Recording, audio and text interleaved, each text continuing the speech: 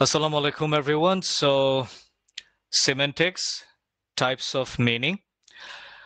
আমরা লাস্ট ক্লাসে যখন শিখেছিলাম যে শব্দের অর্থ যেটা নিয়ে সেমান্টিক্স এবং প্র্যাগম্যাটিক্স এই দুইটা চ্যাপ্টার বা দুইটা ফিল্ড কাজ করে লিঙ্গুইস্টিক্সের। প্র্যাগম্যাটিক কাজ করে হচ্ছে একটা শব্দের যে ব্যবহারিক বা প্র্যাকটিক্যাল অর্থ, মানে যেটাকে বলা হয় কনটেক্সচুয়াল মিনিং, মানে বিভিন্ন কনটেক্সটে। কনটেক্সট জিনিসটা কি? কনটেক্সট মানে সোজা কথা তোমরা ধরে নাও পরিস্থিতি। ভাষা তো বিভিন্ন পরিস্থিতিতে ব্যবহৃত হয় না? তো পরিস্থিতি অনুযায়ী, প্র্যাকটিক্যাল সিচুয়েশন অনুযায়ী ভাষার যে অর্থ হয় সেটা হচ্ছে প্র্যাগম্যাটিক্স এটা নিয়ে কাজ করে। আর সেমেন্টিক্স কাজ করে হচ্ছে ভাষার শব্দের যে আক্ষরিক অর্থ, অর্থাৎ প্রত্যেকটা শব্দ যখন পয়দা হয়, মানে প্রত্যেকটা শব্দ যখন ভাষায় অন্তর্ভুক্ত করা হয়, তখন ওই শব্দটার একটা লিটারাল, একটা আক্ষরিক মিনিং থাকে। এই আক্ষরিক মিনিং নিয়ে কাজ করে যে ফিল্ড, সেটা হচ্ছে সিমেন্টিক।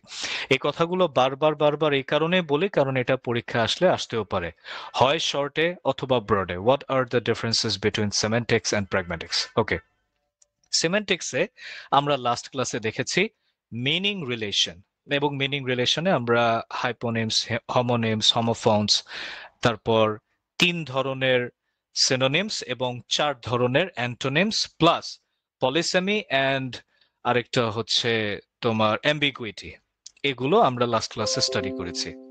এগুলো সবই একদম হাইপোনিমস, হমোনিমস, হোমোফোনস, অ্যান্টোনিমস, সিনোনিমস, তারপর পলিসেমি, অ্যাম্বিগুইটি, এই যে 7টা জিনিস বললাম, এই 7টা জিনিস হচ্ছে মিনিং রিলেশন। এবং মিনিং রিলেশন কি সেটা তোমাদেরকে একটু আগে আমি ক্লারিফাই করেছি। এখন আসবো আমি টাইপস অফ মিনিং। তো আজকের ক্লাসে আমি যেভাবে বলবো সেভাবে টাইপও করে যাব, ঠিক আছে? যদি কারো দরকার হয় খাতায় লিখে নিতে পারো। You can just take your pens and copies and note down whatever I just express in my speech. Types of meanings were first defined by the English linguist Geoffrey Neal Litch in 1974 in his book Semantics. Full stop. On the basis of communication standard, there are 7 types of meanings. Okay? আচ্ছা, তো এই কথাগুলা তোমরা আগে ভালো করে বুঝো। এই ইনফরমেশনটা আমাদের বইতে দেওয়া নেই, যেটা আমি তোমাদের বাড়তি ইনফরমেশন দিলাম। টাইপস অফ মিনিং মানে লিঙ্গুইস্টিক্স এর এক একটা টার্ম, লিঙ্গুইস্টিক্স এর এক একটা কোনা কানা, এক একটা শাখা প্রশাখা, এক একজন ভাষাবিদ, এক একজন সাইকোলজিস্ট বা এক একজন ফিলোলজিস্ট। ফিলোলজিস্ট কাকে বলে সেটা আমি লাস্ট ক্লাসে বলেছি, মানে যারা ভাষার দর্শন, মানে ল্যাঙ্গুয়েজের ফিলোসফি নিয়ে যারা কাজ করে তাদেরকে বলা হয় ফিলোলজিস্ট। তো এক একজন লিঙ্গুইস্ট, এক একজন সাইকোলজিস্ট, এক একজন ফিলোলজিস্ট, এক একজন হিস্টোরিয়ান এক এক সময়ে লিঙ্গুইস্টিক্সের এক একটা টার্ম নিয়ে তারা ব্যাখ্যা দিয়েছে। তার মধ্যে একজন হচ্ছে ভাষাবিদ, ইনি ইংলিশ, মানে ইনার জন্ম ইংল্যান্ডে, ইনার নাম হচ্ছে জিওফ্রে নীল লিচ। ইনি কিন্তু এই 7 ধরনের মিনিং আবিষ্কার করেছিলেন 1974 সালে। ওনার একটা বই আছে সিমেন্টিক্স, এই সিমেন্টিক্স বইটাতে। ওকে, এটা আমাদের বইয়ে নাই, you can just note it down as an extra information. তো এই যে টাইপস অফ মিনিং, এটা কিসের উপর তৈরি করা হয়েছে? On the basis of communication standard, মানে যোগাযোগ এর উপর ভিত্তি করে। আমরা যে সমাজে কমিউনিকেশন করি, মানে ভাষা দিয়ে যে আমরা কমিউনিকেশন করি, এই কমিউনিকেশনের তো একটা স্ট্যান্ডার্ড আছে, একটা ধারা আছে। এই কমিউনিকেশন বা যোগাযোগের ধারার উপর ভিত্তি করে 7 ধরনের মিনিং তৈরি করা হয়েছে। এখন তোমরা বলতে পারো স্যার খুব তো বলতেছেন 7 ধরনের মিনিং, স্যার মিনিং কি তা? স্যার কিসের মিনিং? এই যে এক একটা ওয়ার্ডের যে আমরা মিনিং বের করি, এই 7টা ধরন হচ্ছে ওই মিনিং এর ধরন। মানে এক একটা ওয়ার্ডের যে অর্থ হয়, অর্থটা 7টা ধরনের হতে পারে। Each word of a language may convey these 7 types of meanings, which we're going to discuss right now. তো এই 7 types of meaning কি কি? আগে তোমরা নামগুলো মুখস্থ করো। তোমাদের সুবিধার জন্য বলি, 7টা ধরনের মধ্যে প্রথম 3টা ধরন সি দিয়ে শুরু হয়। Number 1, conceptual, oblique, denotative, oblique, linguistic, oblique, dictionary, meaning. এই নামগুলো কিন্তু স্যারের বইতে নাই। স্যারের বইতে ডিরেক্ট লেখা আছে কনসেপচুয়াল মিনিং, এবং কনসেপচুয়াল মিনিং দিয়ে মাশাআল্লাহ স্যার অনেক কিছু লিখে দিয়েছেন। তো যাক, ওইদিকে না যাই। কনসেপচুয়াল মিনিং এটা হচ্ছে প্রথম, এটাকে অনেক ভাবে প্রকাশ করা যায়। যেমন কনসেপচুয়াল মিনিং কে আরো কি কি ভাবে বলা যায়? ডিনোটেটিভ মিনিং বলা যায়। আরো কি কি বলা যায়? ডিকশনারি মিনিং বলা যায়। আরো কি কি বলা যায়? লিঙ্গুইস্টিক মিনিং বলা যায়। আরো অনেক ভাবে বলা যায়, ডেসক্রিপটিভ মিনিংও বলা যায়। এটা হচ্ছে 1 নম্বর, কনসেপচুয়াল মিনিং। নাম্বার 2, কনোটেটিভ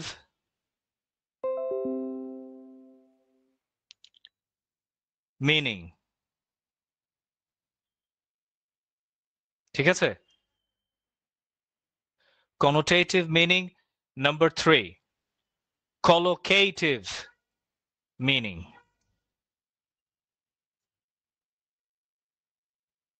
দেখো, এই যে প্রথম 3টা হচ্ছে সি দিয়ে, এবং সি এর পরে একটা ও আছে, কনসেপচুয়াল, collocative, connotative। এটা জাস্ট মনে রাখার একটা সুবিধা। মানে ক দিয়ে, সি ও, ক, ক দিয়ে আছে প্রথম 3টা। বাকি 4টা হচ্ছে এগুলো: affective, oblique, emotive meaning.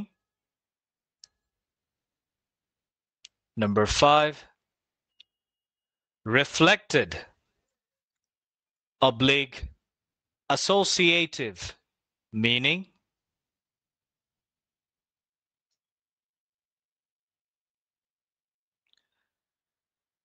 And number 7, thematic meaning. এই হচ্ছে আমাদের 7টা টাইপ।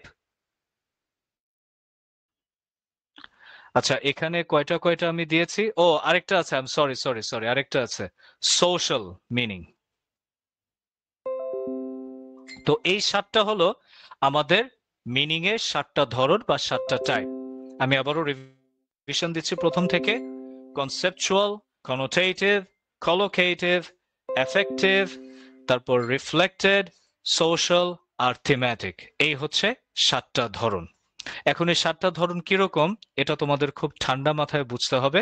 বোঝার পরে যখন তোমরা সবাই গ্রিন সিগন্যাল দেবে, ইয়েস স্যার উই আন্ডারস্টুড, তখন গিয়ে আমি 7টা ডেফিনেশন লিখে দেবো। এবং ডেফিনেটলি ডেফিনেশন গুলো আমার বানানো, not from the definition which is mentioned in the book of Moniruzzaman sir. প্রথমে আসো কনসেপচুয়াল।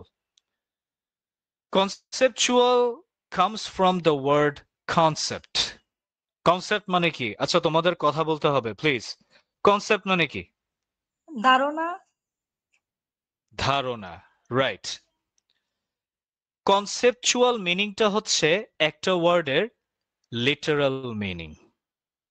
একটা ওয়ার্ড যখন আমাদের সামনে আসে, ওই ওয়ার্ডের যেটা সাধারণ অর্থ, মানে ওই ওয়ার্ডের যে ধারণাটা, ওইটাই হচ্ছে কনসেপচুয়াল মিনিং। যেমন বলি আমি তোমাদের সামনে, কাউ মানে কি? কাউ বলে তোমাদের মাথায় কি আসে?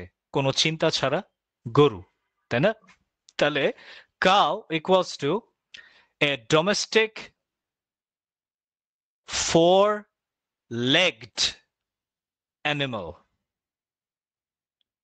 which lives on herbs, মানে লতাপাতা খেয়ে থাকে।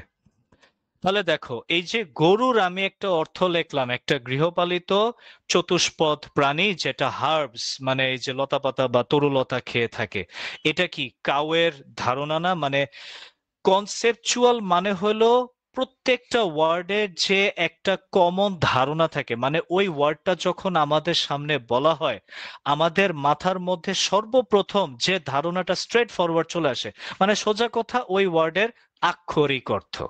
যেমন কাউ, কাউ মানে গরু, এটা হচ্ছে কাউ শব্দের আক্ষরিক অর্থ অথবা কনসেপচুয়াল মিনিং, রাইট? তারপরে দেখো আরেকটা বলতেছি, ডগ। ডগ মানে কি? ডগ ডগ মানে কি? কুকুর, তাই না? তো কুকুরের আমি ইংলিশ মিনিং কি লিখবো? A four legged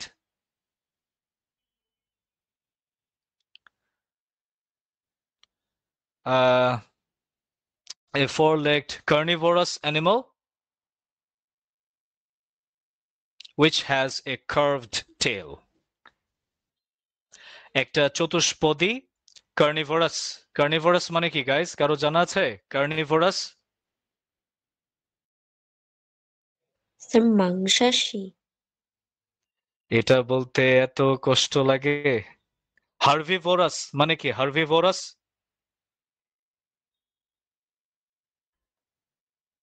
sir cow, উদ্ভিদ কাউ, ভোগী বা এরকম। Exactly right. তো ডগ হচ্ছে একটা চতুষ্পদী মাংসাশী প্রাণী যার একটা বাঁকানো লেজ আছে। তো যখন আমাদের সামনে বলা হয় ডগ, তখন আমাদের ধারণা, আমাদের কনসেপ্ট কি চলে আসে? একটা ওই যে কুকুর চলে আসে না? তো এটাই হচ্ছে কনসেপচুয়াল মিনিং। কনসেপচুয়াল মিনিং হলো প্রত্যেকটা ওয়ার্ডের যে একটা সাধারণ, একটা সরাসরি অর্থ থাকে, মানে ওই ওয়ার্ডের যেটা বেসিক মিনিং, যেটা আমাদের ধারণাতে সরাসরি চলে আসে, একটা ওয়ার্ডের ধারণাগত অর্থ, সেটাই হচ্ছে কনসেপচুয়াল। ওকে? আর কনসেপচুয়াল মিনিংটাই আমাদের ডিকশনারিতে লেখা থাকে। ডিকশনারিতে প্রত্যেকটা ওয়ার্ডের যে মিনিং লেখা থাকে সেটাই হচ্ছে কনসেপচুয়াল মিনিং।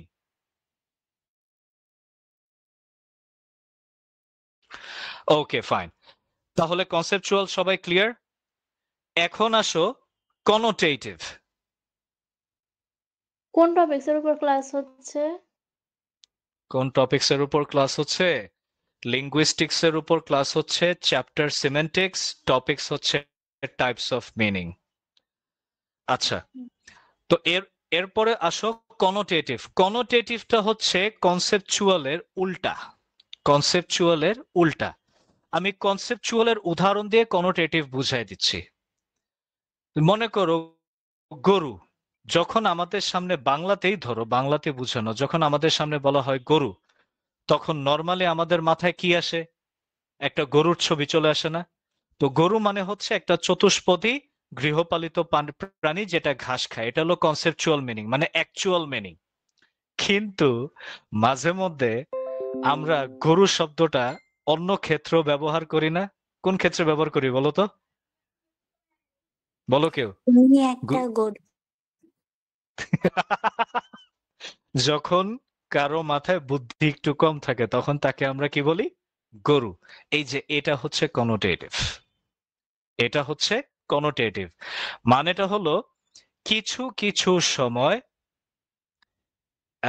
এই ওয়ার্ডগুলোর অর্থ কনটেক্সট অনুযায়ী, আমি আবার বলছি, কিছু কিছু সময় এই ওয়ার্ডের অর্থগুলো কনটেক্সট মানে পরিস্থিতি অনুযায়ী চেঞ্জ হয় এবং পরিস্থিতির উপর ডিপেন্ড করে এই ওয়ার্ডের অর্থ নির্ধারিত হয়।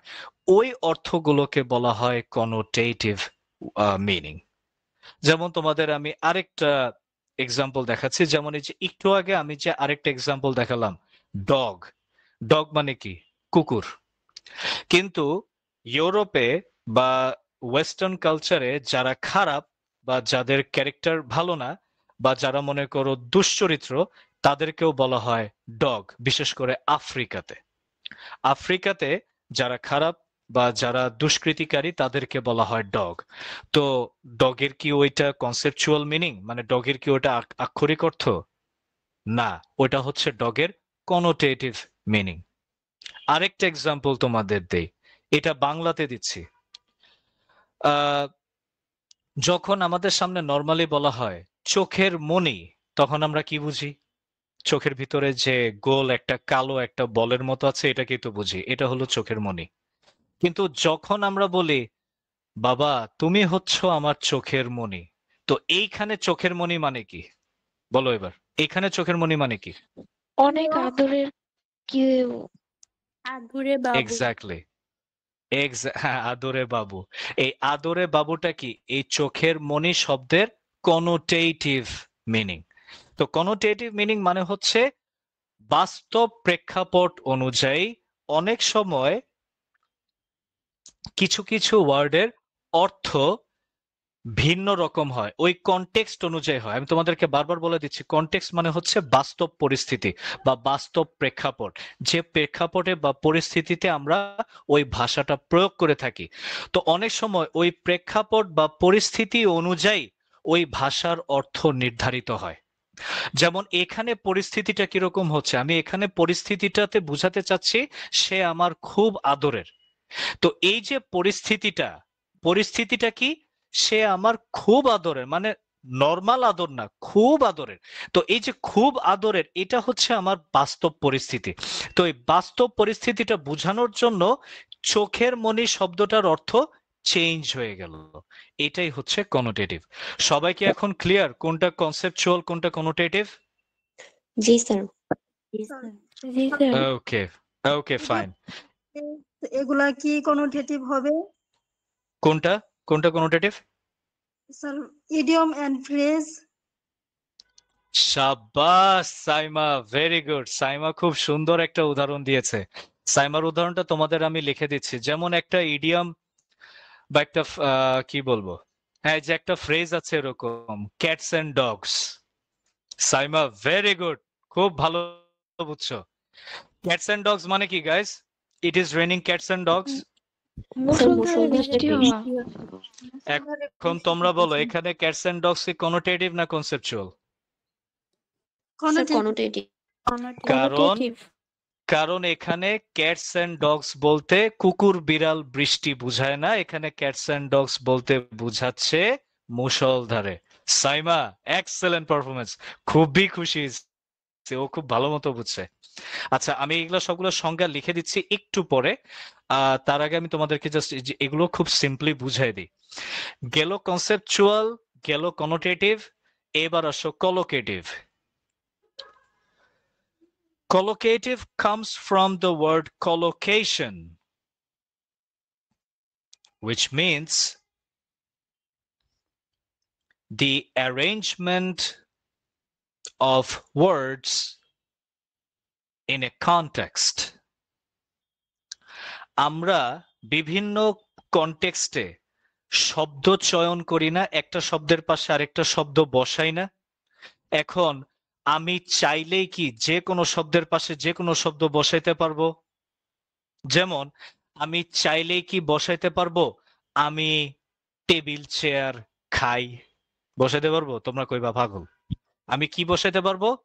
আমি ভাত খাই। তো এই যে দেখো, এটাকে যদি আমি ইংলিশে নিয়ে আসি, আই ইট রাইস, এখানে শব্দ কয়টা? কাম অন, অ্যানসার মি, শব্দ কয়টা? স্যার তিনটা। তিনটা। I eat rice. এখন যদি আমি লিখতাম ডগস ড্রিঙ্ক রাইস, মাশাআল্লাহ, খুব সুন্দর বলতো না তোমরা? কেন, এগুলো তো শব্দ, এগুলো তো শব্দ, ঠিক কি না? ডগ কি একটা শব্দ না? ড্রিঙ্ক শব্দ, রাইস এটাও শব্দ। তো কেন দ্বিতীয়টা কেন ভুল, প্রথমটা কেন ঠিক? কারণ বোধক না। এটা তো ওটার সাথে দ্বিতীয়টাতে বলতে যায়। ওই যে আকাঙ্ক্ষা সত্যি যোগ্যতা। জি স্যার, এক্স্যাক্টলি, এক্স্যাক্টলি, এটা হচ্ছে এটা হলো ওই যে আমি বলি আসক্তি, যেটা আছে না, আসক্তি, আকাঙ্ক্ষা না, আসক্তি। আসক্তি যেটা, যেমন আসক্তিটা, হ্যাঁ। হ্যাঁ, ওই যে হাতি আকাশে উড়ে, তো হাতির পাশে আকাশে উড়ে এই শব্দগুলো বেমানান, হাতির পাশে আকাশে উড়ে এটা বসবে না। ঠিক একইভাবে ডগস ড্রিঙ্ক রাইস, শব্দগুলো ঠিক আছে, মানে শব্দগুলো কারেক্ট, কিন্তু এই শব্দগুলোর যে প্লেসিং, মানে শব্দগুলোর যে অবস্থান, এই অবস্থানটা ঠিক না। মানে কোন শব্দের পাশে কোন শব্দ বসবে, which word will be placed beside another word, এটাকেই বলে collocation। তোমরা ডিকশনারিতে সার্চ করে দেখতে পারো। Collocation means the placement of words according to linguistic rules। Linguistic rule অনুযায়ী কোন শব্দের পাশে কোন শব্দ বসবে এটা নির্ধারণ করা হয়ে থাকে, এবং এই যে একটা শব্দের পাশে আরেকটা শব্দ যখন বসে তখন ওটার একটা মিনিং বের হয়, এটাকে বলে কলোকেটিভ মিনিং। যেমন দেখো, আমি একটা সিরিয়াল লিখতেছি, দেখো shampoo, conditioner, oil, hair oil. দেখো তো এখানে কলোকেশনটা ঠিকঠাক আছে? ঠিকঠাক আছে কিনা, মানে শব্দের প্লেসমেন্ট ঠিকঠাক আছে? কেউ কোনো কথা বলে না। এই জি শব্দগুলো স্যার। এই শব্দগুলো একটার সাথে আরেকটা রিলেটেড কিনা? রিলেটেড না? জি স্যার, জি স্যার। এটাই হচ্ছে কলোকেশন। মানে লিঙ্গুইস্টিক বলতেছে, সবাই একটু মাইকটা মিউট করো প্লিজ। লিঙ্গুইস্টিক বলতেছে যে কোন শব্দ কোন শব্দের পাশে বসবে এটা নির্ভর করে ওই শব্দগুলোর মাঝখানে একটা সম্পর্ক থাকে। যেমন দেখো, আই ইট রাইস, এই তিনটা শব্দের মধ্যে কিন্তু একটা সম্পর্ক আছে। আই আমি, খাই ইট, রাইস ভাত। আই এর সাথে ইটের একটা সম্পর্ক আছে, কর্তা এবং এটা কি ক্রিয়া, মানে বাংলায় বুঝাইতেছি, কর্তার সাথে ক্রিয়ার একটা সম্পর্ক আছে। আয়ের সাথে ইটের একটা রিলেশন আছে, একটা কম্বিনেশন আছে, যার কারণে আয়ের পাশে ইট বসতে পারছে, রাইট? আবার দেখো, ইটের সাথে রাইসের আরেকটা সম্পর্ক আছে। ইট হচ্ছে ক্রিয়া, রাইস হচ্ছে কর্ম, ভার্ব এন্ড অবজেক্ট, তাই না? তো এই যে একটা শব্দের পাশে যখন আরেকটা শব্দ বসে, এই বসে কিন্তু আন্ধাগুন্দা বসে না। তুমি চাইলে একটা শব্দের পাশে আরেকটা শব্দ বসাতে পারবে না, ওদের মধ্যে একটা আভ্যন্তরীণ রিলেশন থাকা লাগে। এই আভ্যন্তরীণ রিলেশনটাই হচ্ছে কলোকেশন, এবং এই কলোকেশন দ্বারা যে মিনিংটা নির্ধারিত হয় সেটাই হচ্ছে কলোকেটিভ মিনিং। বুঝতে পারছো সবাই এখন? জি স্যার। জি স্যার।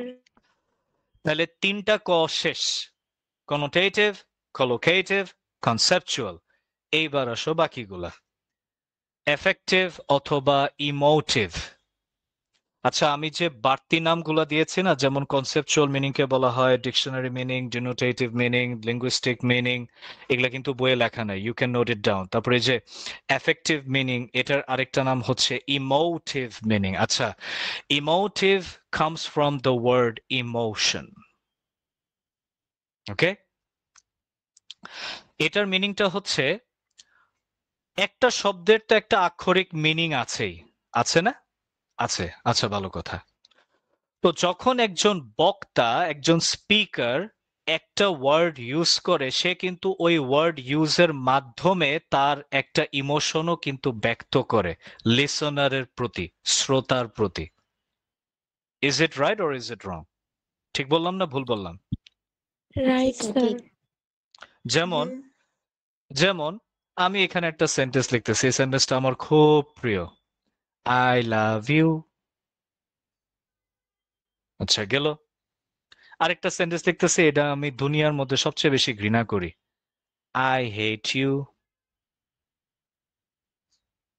আচ্ছা, উপরের সেন্টেন্সে কি ধরনের ইমোশন প্রকাশ পাচ্ছে? ভালোবাসার। ওরে আল্লাহ রে, Passionate. কি কি দরদে, ওরে সাবাস, প্যাশনেট, ওরে জোস, ভেরি গুড, এরে বলে স্টুডেন্ট। উপরের যে সেন্টেন্সটাতে এখানে লাভ শব্দটা দিয়ে, লাভের তো একটা অর্থ আছে ভালোবাসা, তাই না?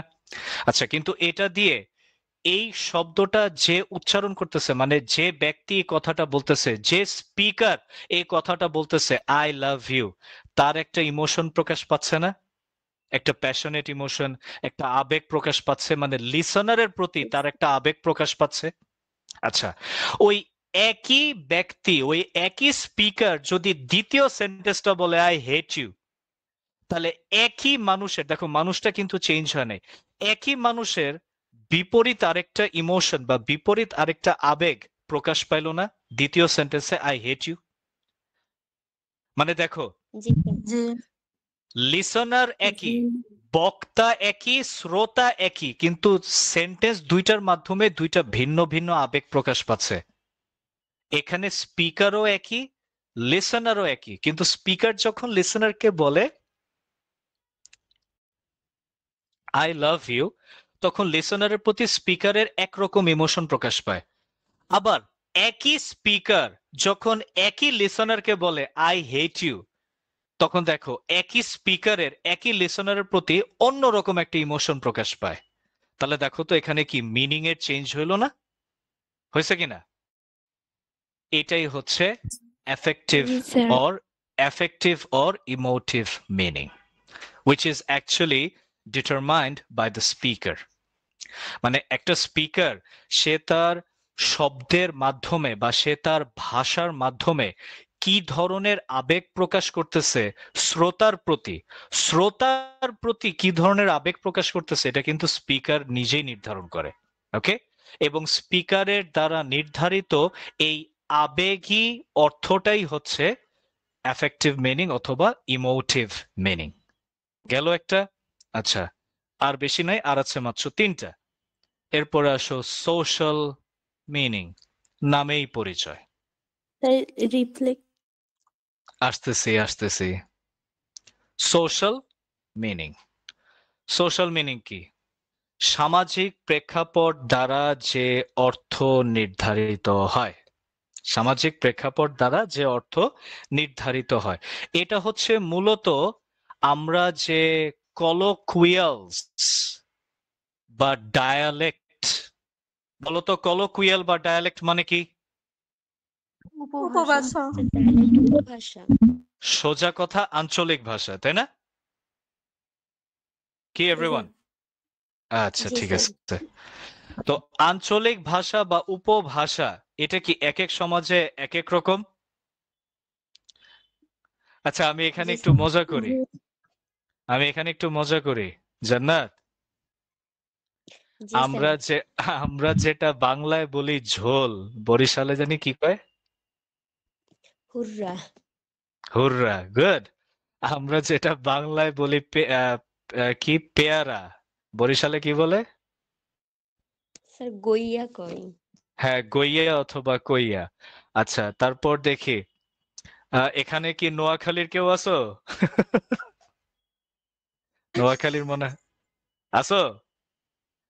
আচ্ছা, তো এই যে দেখো, এক একটা সমাজে বা এক একটা জায়গায় একই শব্দের মানে একই জিনিস বুঝাইতে এক এক রকম ওয়ার্ড ব্যবহৃত হয়। যেমন মনে করো, ঢাকার সমাজে এই যে তরকারির ঝোল, মানে যেটা কি আমরা ইংলিশে বলি ব্রথ, এই তরকারির ঝোল ব্যবহারের মানে বুঝানোর জন্য আমরা কোন শব্দ ব্যবহার করি? ঝোল। আর বরিশালে ওরা কোন শব্দ ব্যবহার করে? হুররা, রাইট? কিন্তু দেখো, এটার যে সেন্স, মানে এটার যে অর্থ, মানে ওই যে তরকারির যে কারি ঝোল, মানে ঝোল না, কোনটা? কারি না, কারি হইতেছে এটা তরকারির ধরন, আর অ্যাকচুয়ালি যে লিকুইড অংশটা থাকে ওটাকে বলে ব্রথ, BROTH। আচ্ছা, এটা আমি পরে বলতেছি। তো ব্যাপারটা হচ্ছে একই জিনিস মানে একই সেন্স বুঝানোর জন্য এক এক সমাজে এক এক রকম ওয়ার্ড ব্যবহৃত হয়। যেরকম এখানে আমরা ডিসকাস করতেছিলাম, এই যে সেন্সটা তরকারির ঝোল, সেন্স কিন্তু একই, কিন্তু ঢাকা সমাজে এটা বোঝানোর জন্য ব্যবহার করা হয় ঝোল এই শব্দ, আর বরিশালের সমাজে এটা বোঝানোর জন্য ব্যবহার করা হয় হুররা, কিন্তু সেন্স একই, তরকারির ঝোল, রাইট? এটাই হচ্ছে সোশ্যাল মিনিং। ক্লিয়ার সবাই? So we can see that social meaning actually depends on the social context.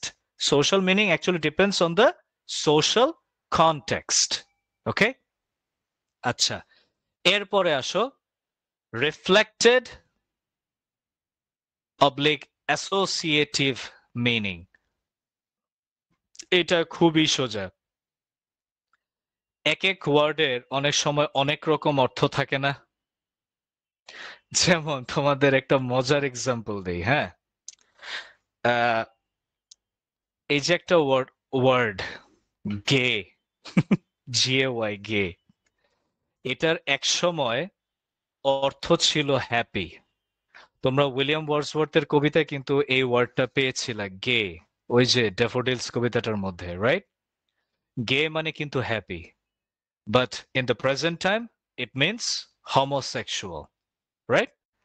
তো এই যে একই ওয়ার্ডের ডিকশনারিগত অর্থ এক এক সময় এক এক রকম থাকে, মানে একই ওয়ার্ডের একাধিক ডিকশনারি অর্থ মানে কনসেপচুয়াল অর্থ থাকে একই ওয়ার্ড। যেমন দেখো এই যে গে, গের একটা সময় অর্থ ছিল হ্যাপি মানে আনন্দিত।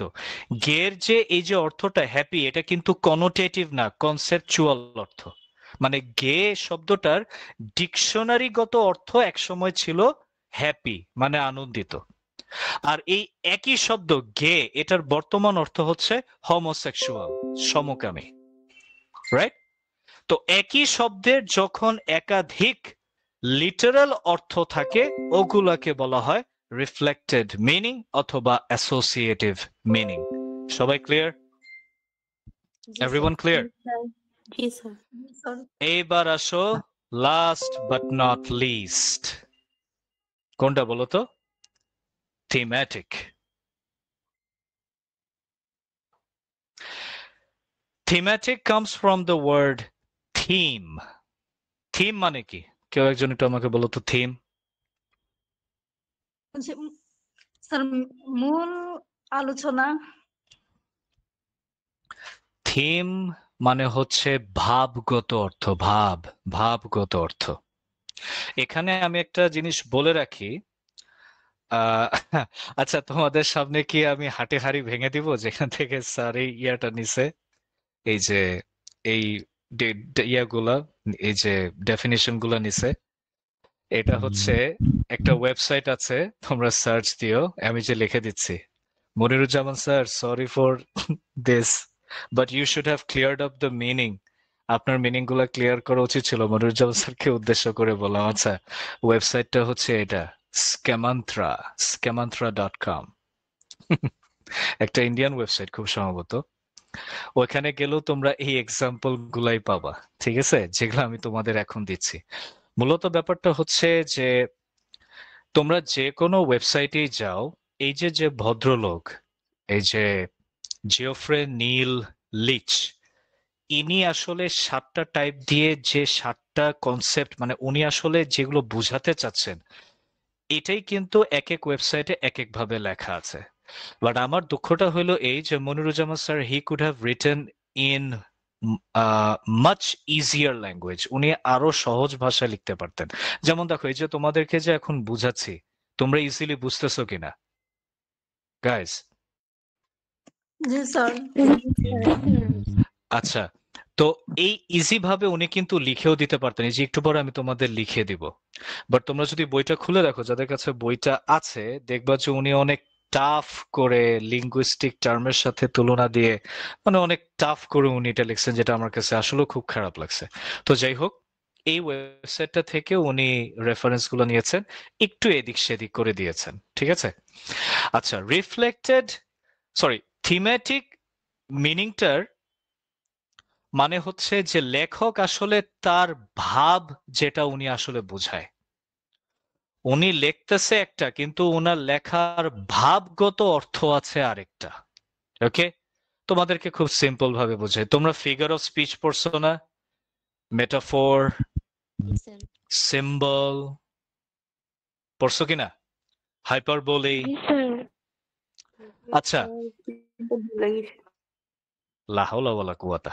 আচ্ছা দেখো, এই যে মেটাফোর বা হাইপারবোলি বা সিম্বল, এগুলার যে ওয়ার্ডগুলো থাকে, ওয়ার্ডগুলো দিয়ে কি অ্যাকচুয়ালি ওই ওয়ার্ডের আক্ষরিক অর্থটাই বোঝানো হয়? যেরকম তোমাদের ওই যে না ফার্স্ট ইয়ারের স্যার এক্সাম্পলটাই নিয়ে আসি। 10,000 daffodils at a glance. এক ঝলকে আমি 10,000 ড্যাফোডিলস দেখে ফেললাম। কে বলছিল? আমাদের উইলিয়াম ওয়ার্ডসওয়ার্থ দাদু ভাই। তো দাদু ভাই যে কথাটা বলতেছে, দাদু ভাই কি গুইনা দেখছিল ওখানে 10,000 আছে? মানে এইখানে in this sense what I'm trying to say, the meaning of 10,000, does it really mean the number of 10,000? এখানে কি 10,000 দিয়ে কি আসলে এক্সাক্ট 10,000 কে বোঝানো হচ্ছে? না স্যার এটার ভাবগত অর্থ কি বলো এবার? এটার ভাবগত অর্থ হচ্ছে অফুরন্ত। মানে লেখক তার আসল ভাবটা হচ্ছে উনি বুঝাইতে চাইতেছে যে উনি অনেকগুলা ডেফোডিল দেখে ফেলাইছে। তো এই যে অনেকগুলা ডেফোডিল, এই যে তার ভাব, এই ভাবটা বুঝাইছে উনি কোন ওয়ার্ড দিয়ে? 10,000। এটা কি? এটা হাইপারবোলে। এই 10,000 দিয়ে বুঝাইছে, রাইট? তো এই যে আমরা যখন ফিগার অফ স্পিচের মধ্যে আমরা লেখি একটা ওয়ার্ড কিন্তু বুঝাই আরেকটা অর্থ, ঠিক কি না? এটাই হচ্ছে থিম্যাটিক মিনিং। এটা গেল একটা থিম্যাটিক। আরেকটা থিম্যাটিকও কিন্তু আছে গাইস, তোমাদের আমি বলে রাখি, আমি এতক্ষণ যেটা বুঝেছি এটা কিন্তু তোমাদের মনিরুজ্জামান স্যারের বইতে নাই। মনিরুজ্জামান স্যারের বইতে উনি যেটা লিখছে ওইটা হচ্ছে এইটা। এখন আমি যেটা বলবো, the deep,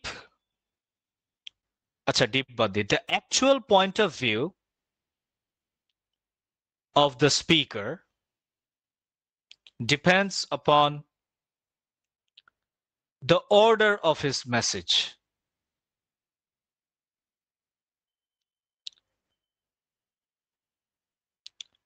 Though the literal meaning of the orders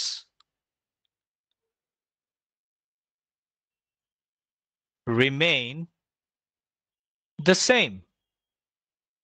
মানে কি? এইটা হচ্ছে মনিরুজ্জামান স্যারের বইতে লেখা থিম্যাটিক মিনিং এর ডেফিনিশন হিসেবে। কিতা কইছে? আচ্ছা কিতা কইছে? এটা কইছে আমরা মানে স্পিকারের যে আসল পয়েন্ট, মানে সে আসলে যেটা বুঝাতে চাচ্ছে, মানে তার যে পয়েন্ট অফ ভিউ, এটা ডিপেন্ড করে কিসের উপরে? তার মেসেজের অর্ডারের উপরে। এখন কো স্যার অর্ডার কিতা? অর্ডার মানে ক্রম বা সিরিয়াল, মানে তার মেসেজ, মানে যে ফরম্যাটে সে মেসেজটা দেয়। যেমন দেখো তোমাদের বইতে যেটা লেখা আছে, mister Mannan gave away the first prize. এটা যদি তোমরা scammantra.com এ যাও, ওখানে গেলে সেম এক্সাম্পলটা পাবা।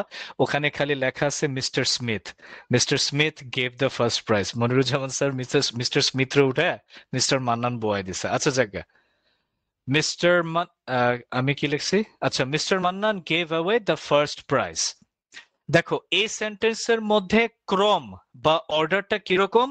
Mister Mannan subject, gave away এটা ভার্ব, দ্য ফার্স্ট প্রাইজ এটা অবজেক্ট। এটাকে উল্টায়া এভাবে লেখা যায় না? The first prize was given away by mister Mannan. লেখা যায় কিনা? জি স্যার আচ্ছা, এই যে দেখো সাবজেক্ট ভার্ব অবজেক্টের যে ক্রম বা যে অর্ডার, এই অর্ডারের উপরও নির্ভর করে স্পিকারের আসল পয়েন্ট, মানে সে আসলে কি বুঝাতে চাচ্ছে।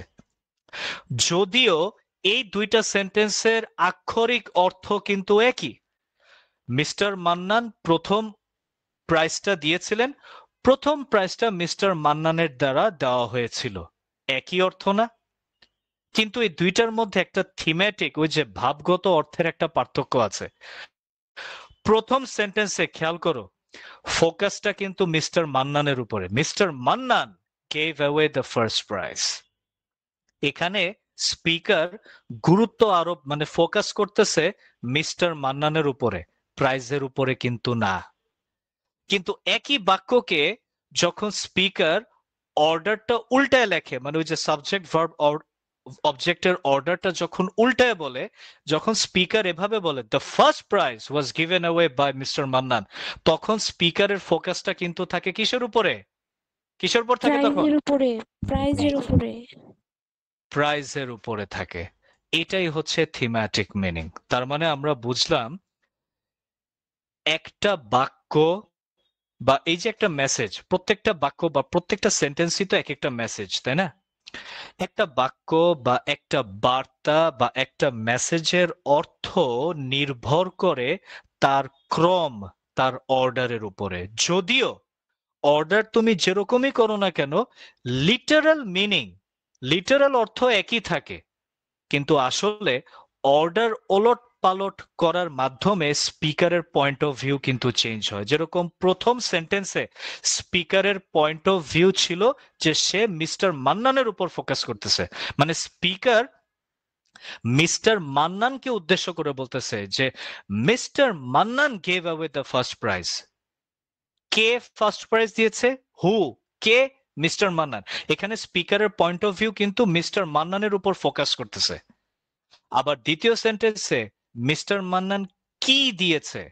What was given the first prize. এখানে দ্বিতীয় সেন্টেন্সে স্পিকারের পয়েন্ট অফ ভিউ হচ্ছে দ্য ফার্স্ট প্রাইজের উপর সে ফোকাস করতেছে। কিন্তু দেখো দুইটা সেন্টেন্সের আক্ষরিক অর্থ কিন্তু একই, জাস্ট তফাৎটা হলো স্পিকারের পয়েন্ট অফ ভিউ। সে একটা সেন্টেন্সে ফোকাস করতেছে মিস্টার মান্নানের উপরে, আরেকটা সেন্টেন্সে তার ফোকাস হলো প্রাইজের উপরে। Is that clear to everyone? G sir. জি স্যার। সবাই কি ঘুম? না স্যার। না স্যার। তাহলে কনসেপচুয়াল, কনোটেটিভ, কলোকেটিভ, তারপর হচ্ছে এফেক্টিভ, সোশ্যাল, রিফ্লেক্টেড আর থিম্যাটিক। কারো কোনো কোয়েশ্চেন? Anyone, any question? না স্যার, না স্যার। না স্যার। স্যার তাহলে কি স্পেলিং এফেক্টিভ?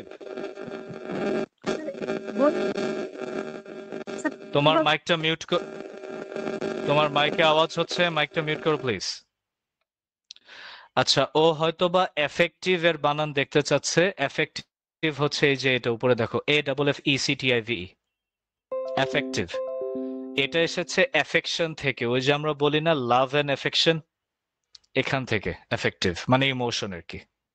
এই আচ্ছা, এখন কি তোমাদের ধৈর্য আছে? আমি কি মানে এগুলো এই 7টা লিখে দিব নাকি আলাদা লিখে পিডিএফ আকারে গ্রুপে দিয়ে দিব? কোনটা? স্যার পিডিএফ আকারে গ্রুপে দিলে ভালো হয়। কোনো বিষয়ে প্রশ্ন থাকলে আপনাকে ডিরেক্ট করা যাবে। লেখা কিন্তু অনেক লম্বা হবে, 7টা কিন্তু ডেফিনিশন। স্যার তাহলে এটা আরেকটা ক্লাস নেন। না না অন্য না ক্লাসে ক্লাস, নেন। না না ক্লাস তো তোমাদের নিয়েই নিলাম। জাস্ট খালি আমি সংজ্ঞাগুলো, এই যে এতক্ষণ যেটা তোমাদের বাংলাতে বলছি না, জাস্ট এই বাংলাটাকে আমি ইংলিশে অনুবাদ করে দিয়ে দিব, দ্যাটস অল।